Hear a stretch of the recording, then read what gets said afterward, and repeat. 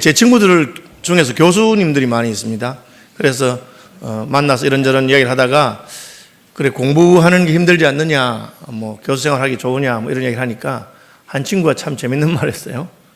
그래도 공부하는 게 제일 싸게 친다, 그렇게 말하더라고요. 그 말을 듣고 제가 좀 곰곰이 생각해 보니까 사실 세상에 쉬운 일이 없잖아요. 뭐 어느 일 해도 호락호락하지 않고 쉽지 않은데 그 말이 참 마음에 와 닿는 것 같았어요. 그래서 제가 청년들 만나면 그 말을 인용해서 여러분 뭐 다른 일 많이 있지만 공부하는 게 가성비가 값입니다. 공부는 진짜 몇 년 고생해서 해놓으면은 평생 써먹는데 그걸 생각해서 공부 열심히 하세요, 뭐 그렇게 말하고 했습니다. 사실은 지혜와 지식을 얻는 것이 우리 인생을 다른 길로 갈 수 있는 훨씬 풍요롭게 할 수 있는 그런 길입니다. 알면서도 우리가 잘 못하는 것이기도 하죠. 이를테면 워렌 버핏 같은 세계적인 이 투자의 전문가들하고 밥을 한 끼 먹는다고 하면 심지어 몇백만 원, 몇천만 원을 내고 밥을 먹어야 되는 그런 수가 있습니다. 왜? 그 사람하고 1시간 이야기하면 앞으로 세계 경제가 어떻게 돌아갈지, 어느 부분에 투자해야 될지를 알기 때문에 충분한 그 값을 뽑을 수 있다고 생각하기 때문에 사람들이 식사 한 끼에 몇백만 원 혹은 몇천만 원을 내고 밥을 먹기도 하는 것입니다. 성경에서 잠언은 지혜에 관한 책인데 여러 지혜가 있지만 그 중에서도 하나님의 지혜에만 한 것이 없다. 하나님의 지혜가 가장 탁월하고 하나님의 지혜가 우리를 가장 복되게 한다. 그런 말을 계속하고 있습니다. 누가 그 말을 했습니까? 솔로몬이 한 말입니다. 솔로몬은 인류 역사상 가장 지혜로운 사람 중에 한 사람이라고 모든 사람들에게 인정받은 사람입니다. 그 솔로몬이 계속해서 말하기를 지혜 중에서 하나님의 지혜만 한 것이 없다. 하나님의 지혜를 구하라, 그렇게 말합니다. 세상에도 여러 가지 지혜가 있습니다. 오랜 역사를 자랑하는 중국에서는 중국인들의 지혜, 과거의 역사에서 경험해서 또 넓은 땅과 많은 사람들에게서 얻은 지혜를 자랑하고 있습니다. 나라가 크진 않지만 유대인들의 경험과 유대인들이 율법과 성경을 공부한 것을 통해서 유대인의 지혜가 있고 전 세계에서 노벨상 받은 사람 가운데 상당한 퍼센트가 그 작은 민족인 유대인들에게 주어진 것을 말합니다. 그것은 유대인들이 지혜로운 사람이고 그 지혜의 전통을 이어받았기 때문이라고 합니다. 우리나라도 마찬가지고 일본도 마찬가지일 것입니다. 각 나라와 민족은 자기 민족의 역사와 경험을 통해서 경륜을 통해서 자기들이 지혜롭게 발견한 어떤 지식들이 있을 것입니다. 다만 그러한 지혜와 지식은 세월이 지나면 이렇게 변하게 됩니다. 제가 좀 어리고 젊을 때만 해도 저는 이제 국문학을 했습니다. 그런데 모름지기 선비라고 하는 것은 신언서판이라고 해서 신은 몸이잖아요. 몸가짐을 단정하고 바르게 하고, 언은 말이잖아요. 말을 함부로 하지 않고 신중하게 하고 조심해서 하고, 서하는 건 글 쓰는 겁니다. 글을 잘 써야 된다. 글씨를 잘 써야 돼. 그렇게 판은 판단력이죠. 그러면 이 중에서 다른 건 뭐 오늘날도 다 뭐 단정한 몸가짐이나 말이나 판단력이나 괜찮은데 글씨를 잘 써야 되는가? 요즘은 뭐 글씨 별로 안 쓰잖아요. 그죠? 그냥 자판 두드리면 되고 엄지손가락으로 그냥 문자 보내고 하니까 시대가 변하니까 그 중요한 선비의 덕목 중에 하나였던 글씨를 잘 써야 되는 것도 사라지는 것입니다. 왜? 시대가 바뀌니까 과거에는 그 지혜로운 말이었는데 요즘은 조금 그 가치가 떨어지는 것도 있다는 거죠. 이처럼 세상의 지혜라고 하는 것은 시대와 상황을 따라서 여러 가지로 바뀌게 됩니다. 옛날에는 모름지기 여자라고 하는 것은 좋은 남편 만나서 결혼 잘하고 하는 것이 행복이다. 자식 잘 낳는 것이 행복이다. 그런 식으로 했는데 아마 요즘 그런 식으로 이야기하면은 절 보고 그냥 꼰대라고 그렇게 말할 걸로 생각합니다. 예. 물론 우리가 성경에서 무엇을 말하는가를 찾아야 되는데 많은 지혜는 시대를 따라서 바뀌기도 하고 그렇게 합니다. 그러나 솔로몬은 하나님의 지혜라고 하는 것은 시대가 가도 변하지 아니하고 세월이 갈수록 여전하다고 말합니다. 왜? 그분이 하나님이시기 때문에. 하나님께서 이 우주와 만물을 만드시고 사람을 만드시고 이 세계가 어떻게 돌아가는지 그 원리를 하나님께서 만드신 분입니다.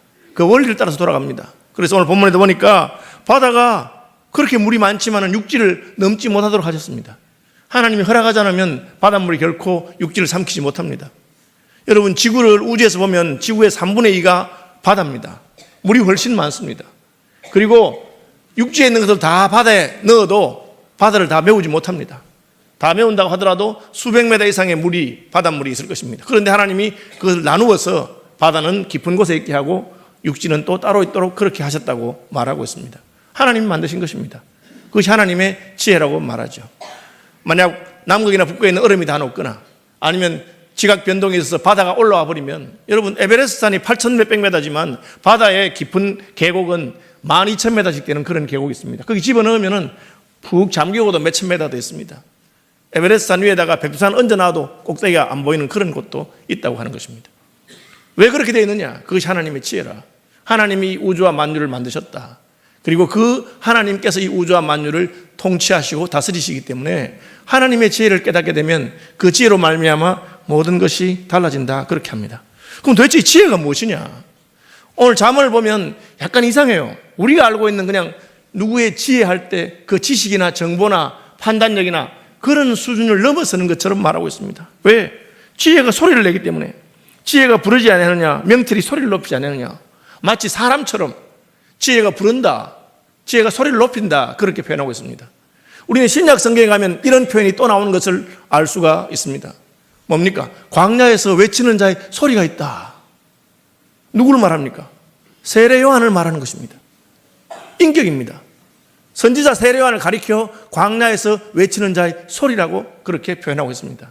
잠언이 말한 것도 마찬가지입니다. 지혜가 부른다, 명철이 소리를 높인다 할 때 이것은 단순히 어떤 정보나 지식을 말하는 것이 아니고 인격을 상정하고 있습니다. 하나님의 지혜라고 하는 것은 사실은 지혜의 하나님을 가리키는 말입니다. 그래서 오늘 본문에 보면 이 지혜가 어떤 분이냐 하면은 하나님과 함께 있었다고 되어 있습니다. 22절, 여호와께서 그 조화의 시작 곧 태초에 일하시기 전에 나를 가셨으며, 천지가 창조되기 전에 있었다는 것이죠. 만세 전부터, 태초부터, 땅이 생기기 전부터 내가 세움을 받았네. 이 세움을 받았다고 하는 말은 기름 부어 세웠다고 하는 말입니다. 예수님을 메시아라, 그리스도를 할 때 기름을 부어 세운 분이라 할 때 그 뜻입니다. 예수님하고 좀 비슷하게 지혜도 기름 부어 세움 받은 것처럼 하나님이 세웠다고 되어 있습니다. 그 다음 절에 보면 아직 바다가 생기지 아니하였고 큰 샘들이 있기 전에 내가 이미 났으며, 지혜가 인격이긴 한데 바다는 셋째 날 만들어진 것입니다. 그렇죠? 큰 샘들이 있기 전에 내가 났다. 하나님이 천지를 창조하기 전에 이미 하나님이 났다고 되어 있습니다. 태어났다고 되어 있죠. 하나님이 낳으신 분은 오직 예수님밖에 없습니다. 이쯤 가면 지혜하고 예수님이 무슨 상관이 있는가 보다. 실제로 우리는 요한복음 1장에서 태초에 말씀이 계시니라, 이 말씀이 하나님과 함께 계셨으니 이 말씀은 곧 하나님이시니라, 만물이 그로 말미암아 지음을 받았으니 지은 것이 하나도 그거 없이는 된 것이 없느니라. 그 말씀을 통해서 우리는 예수님이 태초에 하나님과 함께 계셨던 말씀, 로고스라고 하는 이름을 가진 분인데, 여기는 지혜라고 하는 이름을 가진 어떤 분이 하나님과 함께 있었다. 무엇을 말합니까? 지혜란 이름이나 말씀이란 이름이나 다 한 분 하나님, 하나님이 낳으신 성자 예수님, 독생하신 하나님의 이름인 것을 알 수가 있습니다. 30절에 가면 아주 분명합니다. 내가 그 곁에 있어서 창조자가 되어 날마다 그의 기뻐하신 바가 되었습니다. 여기는 창조자가 되었다고 되어 있습니다. 요한복음 1장에 그거 없이는 아무것도 지은 것이 그거 없이는 아무것도 된 것이 없느니라. 모든 만물을 예수 그리스도께서 창조했다고 말한 것처럼 성경에는 지혜 혹은 말씀이라고는 표현되어 있는데 그것이 단순한 어떤 정보나 지식이 아니라 인격을 가리키는, 인격을 의인화해서 가리키는 어떤 그런 표현인 것을 우리가 알 수가 있습니다. 누구겠습니까? 바로 예수 그리스도이십니다. 우리는 구약 성경에서 예수님에 대한 말이 많지 않지만 이 부분은 예수 그리스도에 대한 말씀인 것을 알 수 있습니다. 저희는 신약을 통해서 이 구약을 비춰볼 때 예수님에 대한 예언을 이렇게 좀 구약에서는 감추어서 그렇게 말한 것이구나. 유대인들 가운데 예수님이 메시아요 하나님의 아들인 것을 믿지 않는, 하나님인 것을 믿지 않는 유대인들이 구약 성경을 해석하다가 이런 구절이 나오면 굉장히 난감해집니다. 이를테면 이사야서에서 메시아에 관한 예언하는데 그는 지혜자라, 지혜자 이해됩니다. 모사라 이해됩니다. 그렇죠? 메시아가 지혜 있는 분이고 또 계획을 세우시는 분이다, 다 알 수 있습니다. 근데 그 다음에 전능하신 하나님이라, 이해가 안 되는 거예요. 유일하신 하나님을 믿는 유대인들에게 하나님께서 여인이 잉태하여 아들 낳을 것이다 했는데 쭉 가다가 전능하신 하나님이라 하면 이해가 안 되는 거죠. 굉장히 어려운 부분입니다. 우린 잘 알 수 있죠. 예수님을 말하는 거구나. 여호와의 증인들은 예수님을 하나님으로 믿지 않습니다. 그냥 천사 중에 하나나 어떤 하나님 창조한 존재라고 생각합니다. 예수님이 하나님이란 말이 신약 성경에 있습니까? 있습니다. 요한일서 5장에 가면 그는 참 하나님이시니라, 그렇게 되어 있습니다. 그가 참 하나님이시라고 되어 있습니다. 잠언서에서 솔로몬이 깨달은 것은 무엇입니까? 그는 지혜를 추구하는 사람이었고 하나님께 지혜를 구해서 지혜를 얻었습니다. 그가 얻은 지혜는 세상의 어떤 지혜보다 뛰어난 유대인의 지혜거나 중국인의 지혜거나 혹은 탁월한 학자의 지혜보다 더 뛰어난 하나님의 지혜였습니다. 그 하나님의 지혜를 받아서 깨닫고 보니 하나님의 지혜는 한 걸음 더 나가서 지혜의 하나님을 가리키는 말이구나. 하나님의 지혜를 내가 얻었는데 그 지혜가 단순히 지식을 말하는 것이 아니고 정보를 말하는 것이 아니고 살아계신 하나님께서 만드신 하나님께서 낳으신 하나님의 아들 천지와 만물을 지으신 성자 예수님 그분을 가리키는 말이구나 하는 것을 솔로몬이 깨닫게 되었습니다. 그래서 여러분 잠언서를 보시면서 지혜라고 하는 말이 있을 때 신약 성경에서 태초에 말씀이 계신다 하신 그 말씀과 같은 의미로 받아들이시면 됩니다. 더 쉽게 말하자면 성육신 하기 전에 예수 그리스도 지혜의 하나님 하나님의 지혜이신 예수 그리스도를 말하는 것이구나. 그렇게 이해하면 참 쉽습니다. 1절에서 4절까지 뭘 합니까? 지혜가 우리를 부른다. 찬송가에 나오죠. 예수가 우리를 부르는 소리. 볼지어다 내가 문 밖에서 두드린다. 우리를 부르시고 우리를 찾으시는 분이 계십니다. 왜? 내 말을 좀 들으라 하는 것입니다. 왜 들으라고 합니까? 지혜의 음성을 들을 때 우리가 살아나게 되기 때문입니다. 신약성경 요한복음은 죽은 자들이 하나님의 아들의 음성을 들을 때가 오나니 곧 이때라 듣는 자는 살아나리라고 하십니다. 여러분 예수 그리스도가 여러분을 부르시는 그 음성을 들으시는 분들이 되시기를 바랍니다. 왜? 예수의 음성을 들을 때 우리는 살아나기 때문입니다. 예수님께서 어떻게 말씀하십니까? 그냥 우리가 자는데 누구야 이렇게 부르십니까? 물론 하나님은 그렇게 부르실 수 있습니다. 하나님이 못 하시는 것이 뭐 있겠습니까?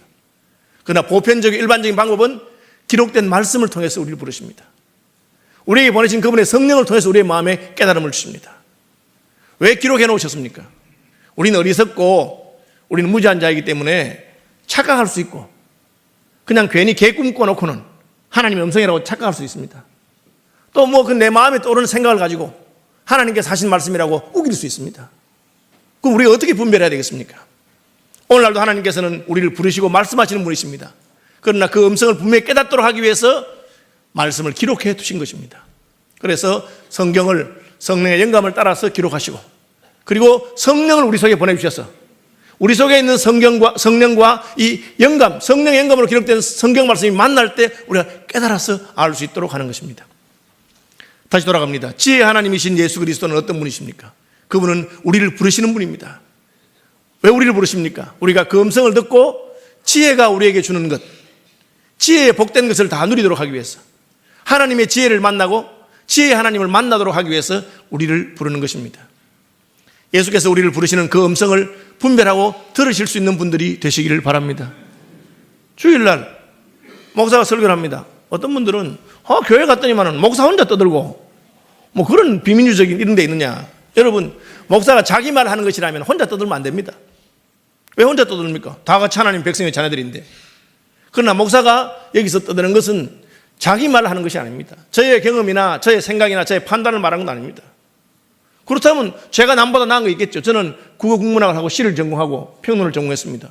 그 부분에 관해서는 여러분보다 좀 이야기할 게 있겠죠. 그 이야기 하려고 쓴 게 아닙니다. 다른 부분, 경제나 무슨 이런 건 제가 잘 모를 수 있습니다. 과학도 제가 잘 모릅니다. 그런 이야기 할 것 같으면 여기서 목사 혼자 이야기할 필요가 없습니다. 뭘 이야기합니까? 하나님의 말씀을 증거하는 것입니다. 성경에서 하나님께서 우리에게 뭐라고 말씀하셨는가? 그 내용의 말씀을 여러분에게 설명해 주고 그것을 위해서 훈련받은 것이 목사입니다. 많은 사람들이 은혜 받았다는 걸 어떻게 생각하느냐? 목사님 말씀이 내 생각하고 같다. 야, 우리 목사님도 나하고 같이 생각하는구나. 그럼 은혜 받아도 생각합니다. 나하고 좀 다른 이야기를 하면 기분이 나쁘기 시작합니다. 그럼 듣기 싫어합니다. 그래서는 안 됩니다.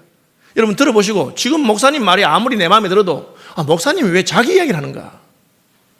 사람의 말 할 때 이런 거 들을 필요가 없습니다.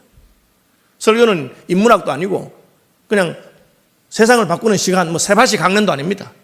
성경은 하나님께서 그분의 지혜로 우리에게 말씀하신 말을 듣는 시간입니다. 그게 내 마음에 안 들어도 하나님 말씀이 증거될 때는 내 생각을 굽히고 그 말씀에 복종해야 여러분이 복이 있는 것입니다. 하나님께서는 모든 사람이 하나님의 말씀을 듣기를 원하시는데 우리가 혼동하지 않도록 성경을 주셨고 하나님이 직접 말씀하는 것이 아니라 선지자들을 통해서 교사와 목사들을 통해서 여러분들에게 증거하는 것입니다. 그럼 그걸 들어야 됩니다. 오늘 본문에 보니까 하나님께서는 모든 사람이 이 말을 듣기를 원하셔서 길가의 높은 곳과 내 거리에 서며 길가에 높은 곳이란 말은 사람들이 많이 다니는 곳에서 잘 보이는 곳에서 외친다. 내거리란 말은 가도니까 사람들의 통행이 많은 곳에서 외친다는 것입니다. 성문격과 문어기가 여러 출입하는 문에서 역시 마찬가지입니다. 고대에는 문로만 다녀야 되니까, 성문로만 다니니까 길이 하나밖에 없죠. 그 성문에 서서 외치면 들고 나는 사람들이 다 듣는다고 하는 것입니다. 왜요? 사람들아, 내가 너희를 부르면 내가 인자들에게 소리를 높이노라. 모든 사람이 하나님의 지혜의 음성을 듣기를 원하시기 때문입니다. 왜 교회에게 아프리카에도 가고 딴 것까지 가서 복음을 전하러 갑니까? 저희 교단이 그렇게 큰 교단 아닙니다. 한 2200교회 되는 중형 교단입니다. 그러나 저희 교단에서 500명이나 되는 선교사를 전 세계에 보냈습니다. 1년에 여러분 수백억이 드는 일입니다. 교회들이 헌금해서 왜 보냅니까? 하나님께서는 아프리카든지 중국이든지 이슬람권이든지 어디든지 모든 사람들이 하나님의 지혜의 말씀을 듣기를 원한다. 그래서 우리를 보내셔서 그들에게도 이 지혜의 말씀을 들으라고 하는 것입니다. 여러분, 우리가 들은 지혜의 말씀, 깨달은 지혜의 말씀을 다른 사람들에게 전해야 될 필요가 있습니다. 왜? 하나님께서 그걸 원하시기 때문에. 왜? 하나님께서 그렇게 하셨기 때문에 우리가 들은 것입니다. 우리나라에 복음이 들어올 때 우리나라는 조선 왕조 말기였고 부정과 부패가 심했고 나라는 풍전등화의 위기에 있던 그런 시대였습니다.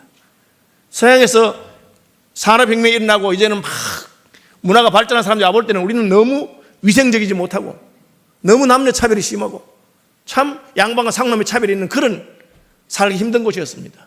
그럼에도 불구하고 선교사들은 왔습니다. 왜? 지혜의 하나님께서 하나님의 지혜를 온 세상에 증거하기를 원하셨기 때문에 그렇게 한 것입니다.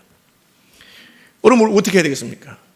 하나님께서 우리에게 자기의 지혜를 전해주기를 원하시는 것을 아신다면 하나님의 지혜를 구하는 분들이 되시기를 바랍니다.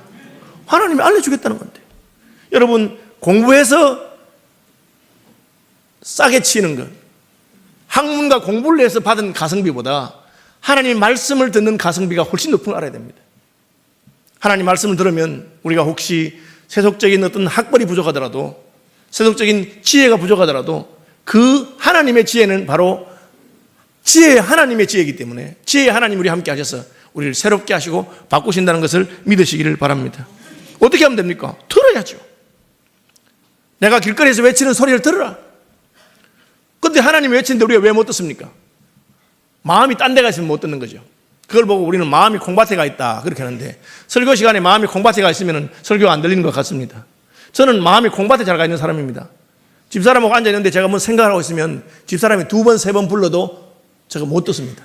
그 나중에 안 되면 집사람 저를 잡아요. 지금 목사님 어디가 계세요? 그죠? 여기로는 he is 1,000 miles away. 수천 마일 밖에 가 있는 겁니다. 왜? 딴 생각하고 있으니까. 불러도 못 들어요. 하나님이 부르시는데 왜 못 듣습니까? 딴 생각하고 있으니까.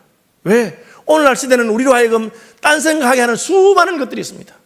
쾌락과 물질과 재미있는 많은 것들이 있습니다. 그러니까 뭐 여기 오지 않는 것이죠. 여러분, 우리의 마음을 사로잡는 많은 것들로부터 좀 조용해질 필요가 있습니다. 그래서 우리가 새벽에 기도하는 겁니다. 그래서 우리가 예배하면서 다른 생각을 다 잊어버리고 하는 것입니다. 예배 시간에 핸드폰 다 끄세요. 어떤 분들은 예배 시간에도 핸드폰 가지고 뭐 성경 찬송 정도 보는 건 괜찮다고 생각되는데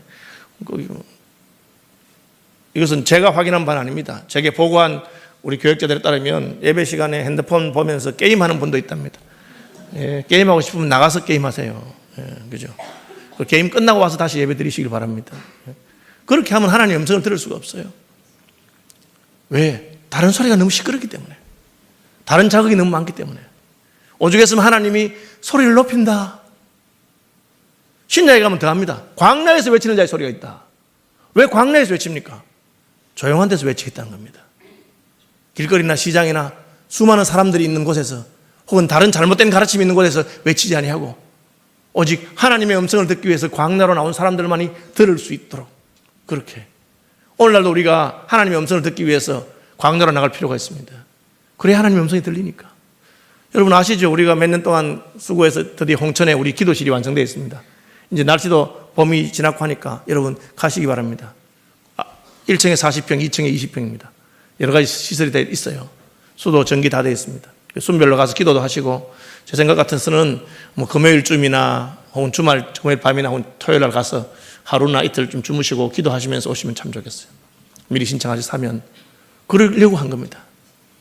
주님의 음성을 듣기를 힘쓰고 하나님의 음성을 듣는 것을 방해하는 모든 것들을 물리치기를 바랍니다. 그래서 광야로 나아가서 하나님의 음성을 듣는 것입니다. 하나님의 음성을 들으면 우리가 어떻게 됩니까? 지혜가 내 음성을 들으면 내가 이런 것을 주겠다 그렇게 말합니다. 지혜는 내 음성을 듣는 자에게 나의 지혜와 나의 명철을 주겠다. 그런데 나의 지혜와 나의 명철이 돈보다 더 귀하다. 여러분 지난주가 제가 기도할 때 설교할 때 예화 쓴 거 기억나시죠? 20년 동안 일했는데 20년 동안 일한 삭스를 받을 것인가 아니면 충고 3마디를 들을 것인가. 그런데 그 충고 3마디를 들음으로 그는 목숨을 건지고 나중에는 자기 삭도 같이 받았다 그런 이야기 했습니다. 여러분 지혜는 내게 오면은 내가 먼저 너를 지혜롭게 하겠다. 그런데 그 지혜는 돈이나 은이나 진주보다 훨씬 더 귀하다. 여러분 그것을 아셔야 돼요. 그 귀한 것을 모르는 분들이 많이 있습니다. 저는 이런 생각하면서 성도들하고 식사를 같이 합니다. 성도들 중에서 제게 식사를 대접하고 자는 분들이 혹 있어요. 그러면 제가 웃으면서 가서 오늘 밥은 집사님이 사줬지만 대접은 제가 하는 줄로 아세요? 이렇게 말합니다. 그럼 이분들이 기분이 딱 나쁜지 탁 쳐다보면서 아니 밥은 내가 사는데 목사님이 왜 우리를 대접한다고 생각하시느냐. 예, 아까 제가 말씀드렸잖아요. 워렌 버핏하고 밥 먹으려면 몇 천만 원 내고 먹는 거예요. 예, 저는 제가 만나서 축복 기도를 하고 또 대화를 할 때 진짜 하나님의 지혜로 말하고 그분들 축복하고 진짜 마음이 뜨거우면 제가 이렇게 기도합니다. 오늘 식사를 대접하는 이분에게 제가 받을 복이 있으면 나누어 주시길 바랍니다. 그렇게 말합니다.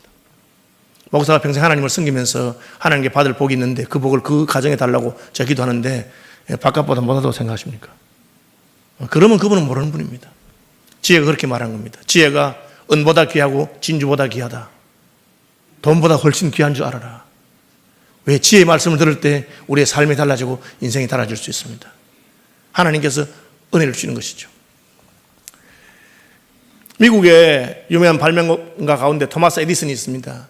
토마스 에디슨보다 더 유명하진 않지만 더 많은 것을 발명한 사람 중에 조지 워싱턴 카버라고 있습니다.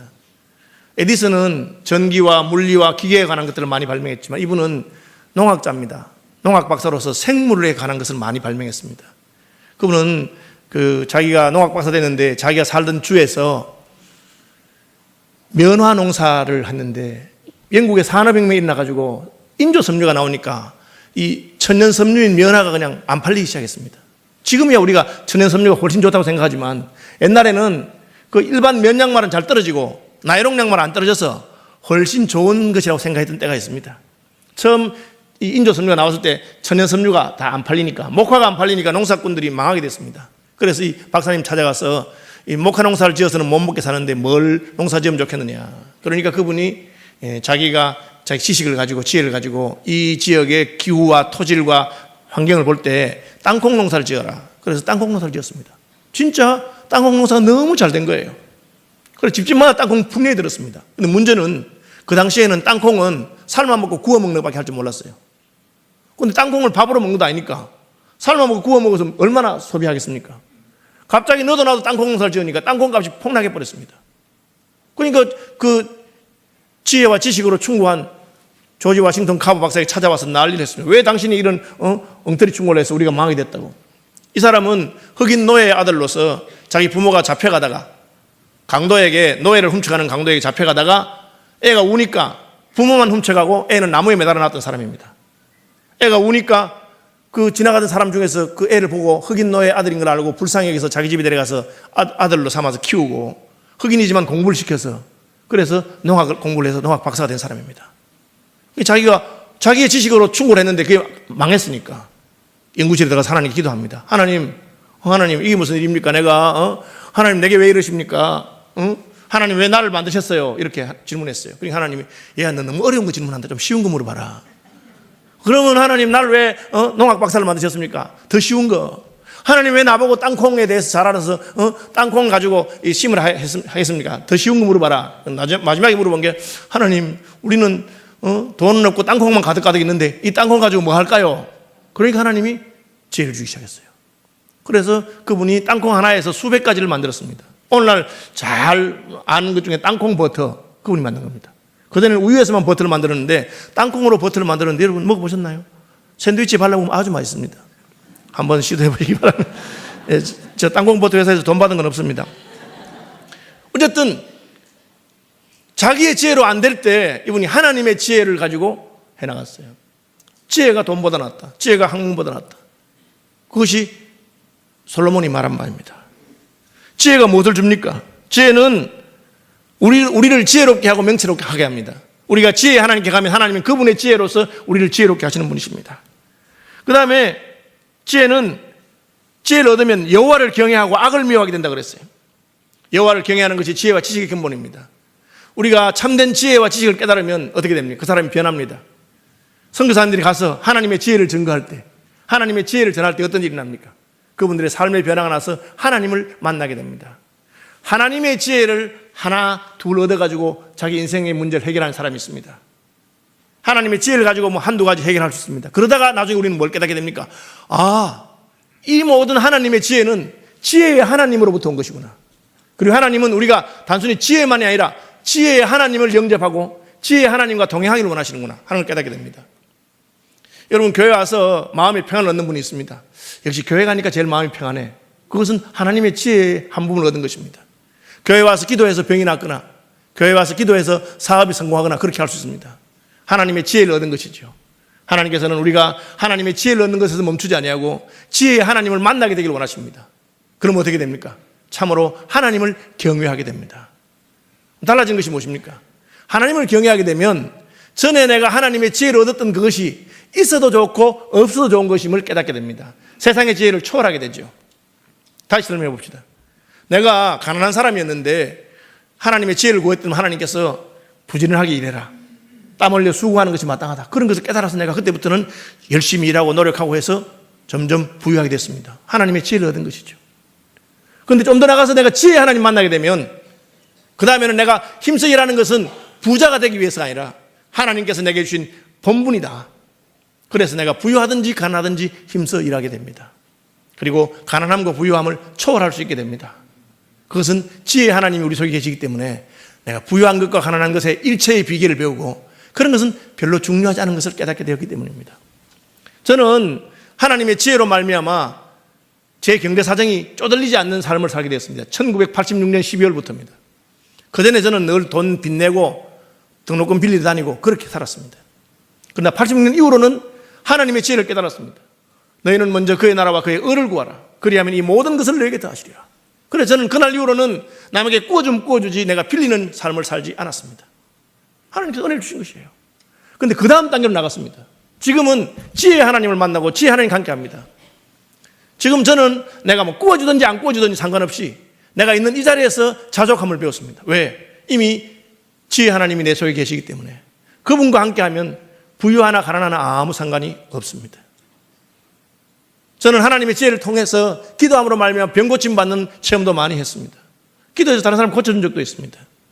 지금은 하나님의 지혜가 아니라 지혜의 하나님이 우리 속에 계시기 때문에 그리스도인들은 예수 믿고 구원받았으니 병들거나 건강하거나 아무 상관없이 우리의 구원이 주의 능하신 손에 있고 우리의 생명이 하나님의 생명사계 속에 있는 것을 믿는 은혜를 누리게 됩니다. 이 지혜의 하나님이 주시는 것입니다. 그것만 주는 것이 아니고 보너스로 돈도 부귀도 영화도 주겠다고 하셨습니다. 저는 오늘 우리 김철 장로님 기도 참 너무 마음에 와닿던데 그 솔로몬의 지혜나 욥의 지혜나 마찬가지입니다. 한 사람은 지혜로 부유함을 얻었고 한 사람은 믿음을 따라 살았지만 고난 가운데 있었습니다. 그 둘이 같은 것입니다. 사실은. 왜? 두 분 다 지혜의 하나님을 모시고 사는 사람이었기 때문에 그러한 것입니다. 어떻게 하면 이 지혜가 주는 것들을 받습니까? 우리가 지혜를 사랑하고 그분과 교제하고 교통하면 됩니다. 그래서 나를 사랑하는 자들이 나의 사랑을 입으며 나를 간절히 찾는 자가 나를 만날 것이니라. 여러분, 지혜의 하나님이신 예수 그리스도를 사랑하는 분들이 되시길 바랍니다. 그걸 물어보는 거예요. 베드로에게 예수님 뭘 물어봅니까? 요한의 아들 시몬아, 내가 나를 사랑하느냐? 왜요? 예수님이 사랑해 주려고. 우리를 더 사랑하기 위해서. 사랑은 일방적인 게 아니고 상호적인 것이기 때문에 내가 너를 사랑한다, 너도 나를 사랑하길 바란다. 그러면 사랑하는 사이에 다 주는데 누가 뭐라 하겠어요? 여러분, 제가 그냥 월급 받아가지고 우리 교회 뭐 예쁜 집사님한테 자꾸 주면 이상하지 않겠어요, 여러분? 이상한 거 아니에요? 왜 그렇게 하게? 수상하잖아요. 저 집 사람한테 아무리 줘도 하나도 안 수상해. 왜? 사랑하는 사이니까. 하나님 말하는 그것입니다. 나를 사랑하라. 나의 사랑을 입을 것이다. 하나님이 아무리 자기의 복을 우리에게 주어도 사탄이 할 말이 없습니다. 왜? 죄하고 나하고는 사랑하는 사이야. 내가 그의 신랑이요. 그는 나의 신부요. 교회지요. 여러분, 지혜의 하나님을 사랑하면 하나님께서 자기의 모든 것을 주십니다. 지혜의 하나님께서 하나님의 지혜를 주시고 하나님의 부요함과 풍성함을 줍니다. 다른 것도 다 준다. 그걸 보너스라고 합니다. 혹은 사은품이라고 하죠. 여러분, 사은품에는 마음을 둘 건 아닙니다만은 하나님께서는 우리가 하나님의 지혜를 구하고 지혜의 하나님을 구할 때 그분의 모든 부요함과 풍성함도 주시는 분이신 것을 아시기를 바랍니다. 결론은 뭡니까? 하나님의 지혜와 지혜의 하나님은 우리가 구하고 찾고 사모할 때 주어지는 것입니다. 구하고 사모하시기 바랍니다. 하나님의 지혜를 알기 위해서 성경 말씀 열심히 공부하십시오. 설교 들을 때 좀 정신 바짝 차려서 들으시기를 바랍니다. 그리고 그 들은 것을 실천하도록 노력하시고 어떻게 됩니까? 하나님의 지혜가 여러분을 인도하시고 지혜 하나님이 여러분과 함께 하시기를 축복합니다. 찬송하겠습니다.